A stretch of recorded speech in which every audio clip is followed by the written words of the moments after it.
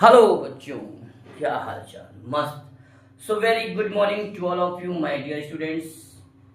और आज हम लोग पढ़ने जा रहे हैं इलेक्ट्रोमैग्नेटिक इंडक्शन पर बेस्ड एक बहुत ही इंपॉर्टेंट और interesting device that is called AC generator. तो बच्चों पेन और कॉपी निकाल लेंगे और हेडिंग लगाएंगे AC generator. AC generator, AC generator, AC means alternating current generator. ऐसा डिवाइस जो ऑल्टरनेटिंग करंट, अभी तक हम लोगों ने पिछले में पढ़ा, पीछे इलेक्ट्रोस्टैटिक्स और इलेक्ट्रिक करंट इलेक्ट्रिसिटी पढ़ा था, डीसी करंट। आज पढ़ेंगे बच्चों एसी जनरेटर। क्या पढ़ेंगे बच्चों? AC generator. So AC generator क्या होता है बच्चों? AC generator it is a device, it is a device which converts mechanical energy into electrical energy।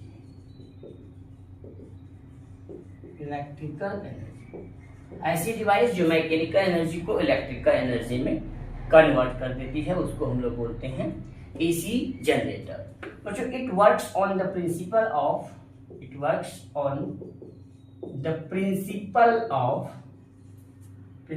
Of EMI। EMI means electromagnetic induction. तो ये ऐसा डिवाइस है जो इलेक्ट्रोमैग्नेटिक इंडक्शन पे वर्क करती है। जैसा कि हम लोग जानते हैं, अगर कोई कॉइल किसी मैग्नेटिक फील्ड में किसी एक्सिस के अराउंड रोटेट कर रही है तो उस मैग्नेटिक फ्लक्स में चेंज आएंगे, लगातार चेंज होगा। और मैग्नेटिक फ्लक्स में अगर चेंज होगा तो क्या होगा बच्चों? उसमें एक इंड्यूस ईएमएफ प्रोड्यूस हो जाएगा और उस इंड्यूस ईएमएफ की वजह से उसमें करंट फ्लो करने लगेगी। तो बच्चों देखते हैं हम लोग, जैसे मान लीजिए ये एक कॉइल है, एक रेक्टेंगुलर कॉइल। अच्छा एक काम करते हैं, एक सिंपल बनाते हैं, एक स्ट्रॉन्ग मैग्नेटिक फील्ड मान लीजिए ये है N और ये S, एक मैग्नेटिक फील्ड है। यहाँ से करंट, यहाँ से मैग्नेटिक फील्ड लाइन निकलेंगी। तो हम लोग पढ़ रहे हैं बच्चों construction of AC generator. Construction of AC generator, construction of AC generator. ये एक स्ट्रॉन्ग मैग्नेटिक फील्ड है जिससे magnetic field lines north pole से साउथ पोल की तरफ जा रहे हैं। अच्छा बच्चों इसमें बच्चों एक कॉइल रखी हुई है, ये एक कॉइल है, ये रेक्टेंगुलर कॉइल है,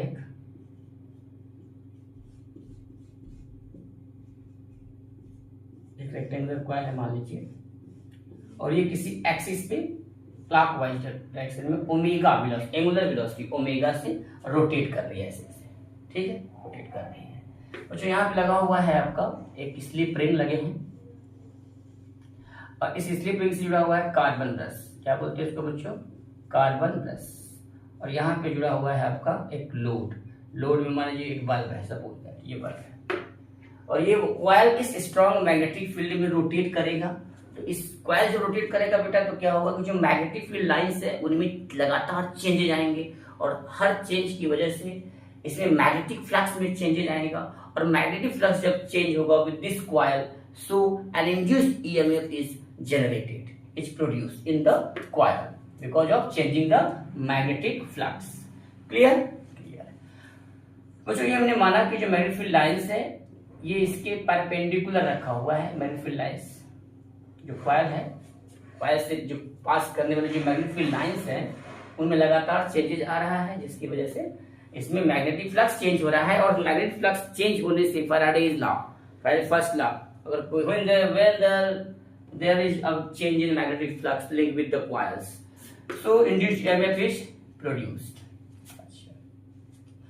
बच्चों स्लिप रिंग क्या होता है? स्लिप रिंग जो है लगातार कंटिन्यूस मतलब मेंटेन करता है इनका कनेक्शन, कांटेक्ट बनाए रखता है, maintain the connection between the armature coil, इसको हम लोग आर्मेचर कॉइल बोलते हैं। This is armature coil, this is armature coil जो रोटेट कर रहा है इस मैग्नेटिक फील्ड में, आर्मेचर कॉइल। इसको बोलेंगे बच्चों स्लिप रिंग्स। ये आपका कार्बन ब्रश है, कार्बन ब्रश, ये भी हमें कार्बन का बना हुआ, कॉपर का बना हुआ है। आर्मेचर कॉइल भी कॉपर का है, CuPeR, कॉपर।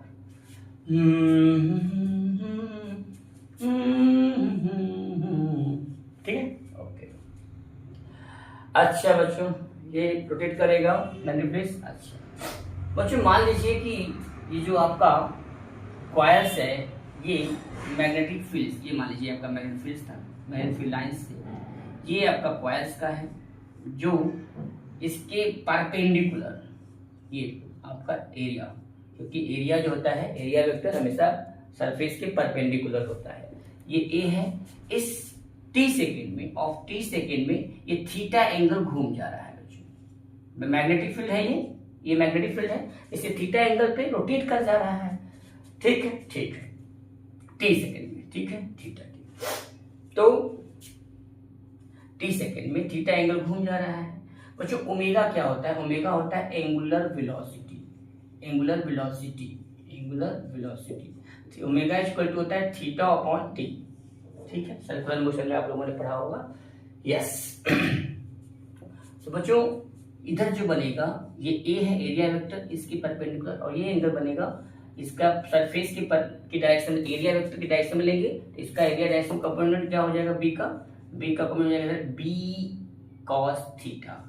ये हो जाएगा बी कॉस थीटा। क्या हो जाएगा? B cos theta. तो इस सरफेस से निकलने वाला जो फ्लक्स होगा क्या होगा बेटा? फ्लक्स फाई इक्वल टू क्या होता है? Magnetic flux phi, phi B equal to होता है vector B dot vector A.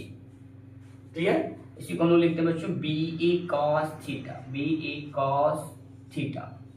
Clear? Clear. मान लीजिए किसी number of coils, number of turns है, इसमें नंबर ऑफ टर्न्स जो है वो n है, नंबर ऑफ टर्न्स। ठीक, ये अपने एक्सिस पे घूम रहा है, एक्सिस पे, इस पे घूम रहा है, इस ओमेगा वेलोसिटी से कॉइल रोटेट कर रही है इस मैग्नेटिक फील्ड में, zoom zoom zoom zoom zoom zoom. अच्छा, नंबर ऑफ टर्न्स n है, तो ये एक फ्लक्स का बी ए कॉस थीटा तो n हो जाएगा, तो क्या हो जाएगा? Phi B equal to N B A cos theta. ठीक है। अच्छा बच्चों, theta equal omega theta equal to क्या होता है? Omega T, theta equal to omega T. यहाँ पर लिख सकता हूँ मैं N B A cos omega T, क्योंकि जो आपका फ्लक्स है वो टाइम पर चेंज कर, जैसे टाइम में कॉइल रोटेट करेगा उसके अकॉर्डिंग आपका मैग्नेटिक फ्लक्स चेंज होता रहेगा। यहाँ तक हो गया। अच्छा बच्चों, जो ईएमएफ इसमें इंड्यूस होगा, इसमें जो ईएमएफ इंड्यूस होगा वो क्या होगा बच्चों? E equal to minus D phi upon D T, D phi upon D T, यानी फाई बी की वैल्यू यहाँ पर रख देंगे और इसको डिफ्रेंशिएट कर देंगे with respect to the T. तो क्या हो जाएगा बच्चों? Minus D upon D T N B A cos omega T. Clear? एक सेकेंड,